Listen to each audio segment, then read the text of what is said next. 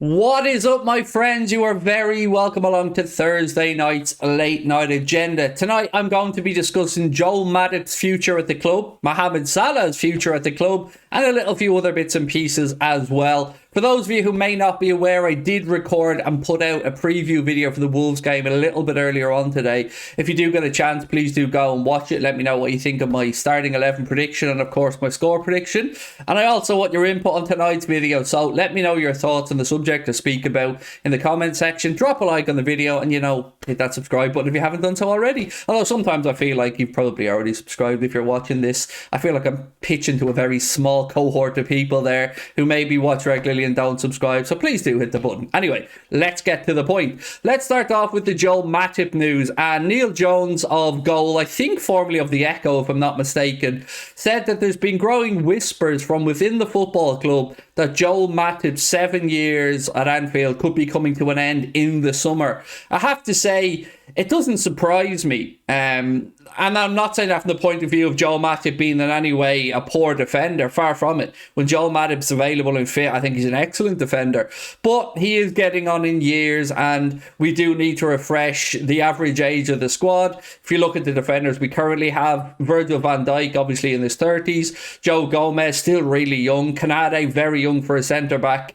Obviously, we've got Sepp Vandenberg and others coming through as well. So I guess when I heard this, if I'm being really honest with you, I wasn't against the idea of Matip moving on. I mean, it'll be sad to see Joel go. I think he's been a great member of the squad for the time he's been here. But it did get me thinking immediately to who could be the potential replacement. And I think we all know where I'm going with this. I think it's exactly where you're going with this and you're watching as well. We are, of course, thinking of Josko Vardiol from RB Leipzig. Now, there has been speculation that he was never going to move anyway until the summer, maybe even the summer after. So what I want to know from you guys first up is, if Joel Matip does leave the football club, and as per Neil Jones, it's looking increasingly likely that may happen in the summer, do you think that Gvardiol is a realistic option for us to bring in? Because everything we speak about regarding transfers is put with a huge caveat of depending on who owns the club and what money, of course, Jurgen Klopp has available to him.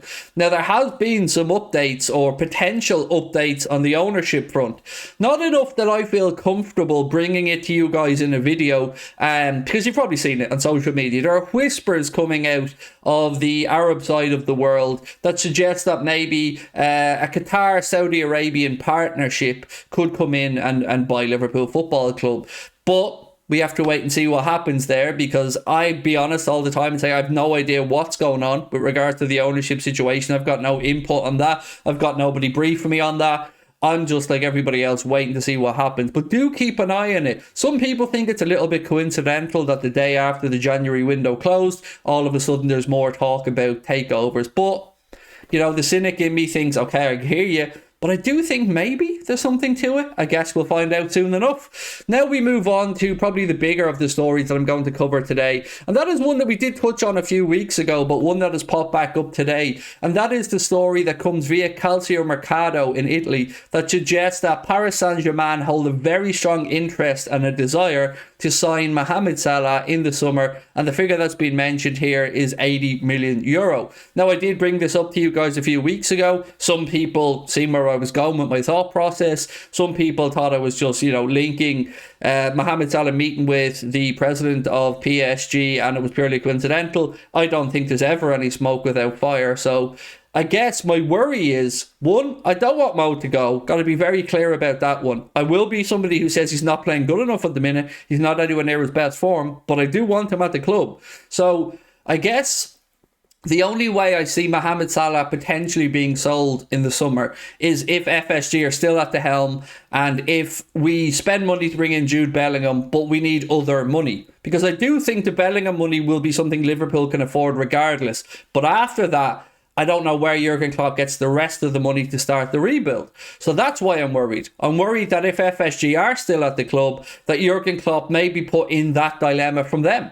That yes, you have somebody there that is the wrong side of 30, somebody who we've just given a huge contract to, and somebody who, as of right now, isn't putting up the numbers good enough. So maybe FSG start to put that bit of pressure on Klopp to say, look, if you want a centre-back, if you want another midfielder or two, well, there's 80 million euro at your hand right there if you would like to cash cash in on Mohamed Salah.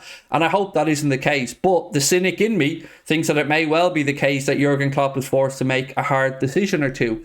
So let me know your thoughts on that. Do you think we will see a world in which PSG come in and look for Mohamed Salah for 80 million euro? Would you take it? Do you think the number needs to be higher? Or are you like me and just thinking that we shouldn't even have to entertain this? We shouldn't even have to talk about this.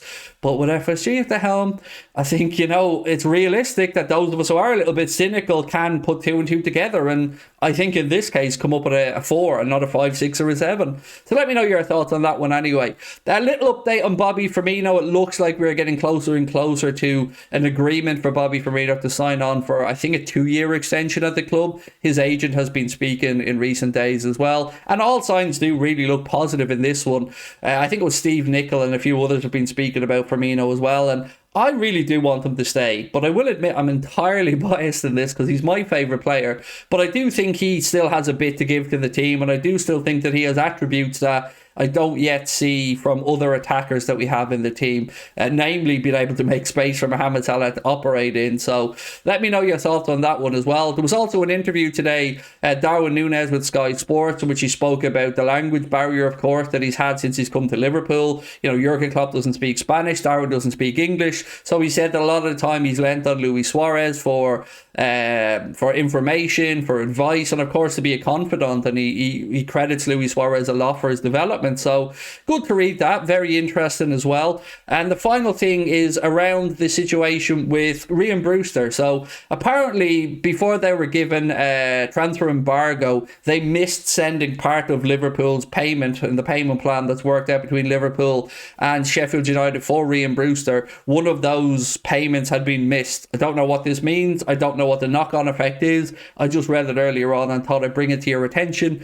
We do have a buyback clause on Ryan Brewster that was it could be activated for up to 3 years. I don't think it's going to be the case, unfortunately. Ryan hasn't really kicked on, and I don't know why. I wish he did. He comes from a really nice family. I actually had the pleasure of getting to know his dad a bit. And yeah, always wish Ryan the best. Last but not least, a little bit of a positive maybe to finish up on. So we do go to Molineux to take on Wolves in the Premier League on Saturday, as I'm sure you're aware. But our record there has been really, really good. We've won our last 11 Premier League games at Molineux, so I'll take it. If that's a good omen, I will take it. If Liverpool like going to Molineux and picking up 3 points, I will take it. We did it in the Cup, albeit we were knocked out by Brighton in the next round. So maybe we can go to Molineux and start this clawing back of points, because from the next 6 games, I think we need at least 16 points. Easy to say it, certainly much harder to do it. So that is it for me this evening, my friends. Let me know your thoughts in the comment section around Joel Matip,